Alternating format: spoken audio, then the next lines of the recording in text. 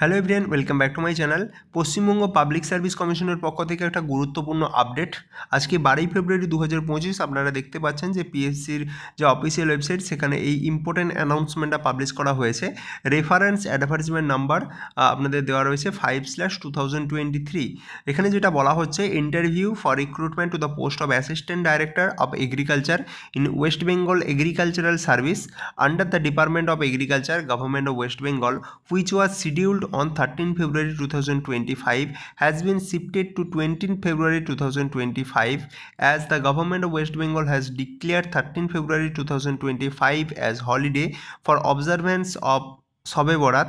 Candidates are requested to appear at the interview on the revised date on 20 February 2025, which with the equal letter for 13 February 2025.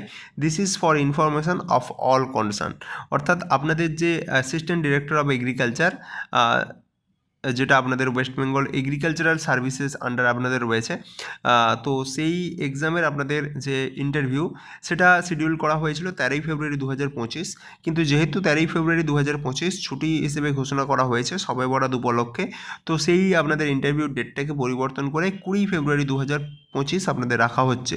আপনারা কিন্তু 13 ফেব্রুয়ারি 2025-এর যে call letter রয়েছে সেটা নিয়েই কিন্তু উক্ত ডেটে আপনারা আপনাদের ইন্টারভিউ যে বোর্ড রয়েছে সেখানে আপনারা উপস্থিত হবেন।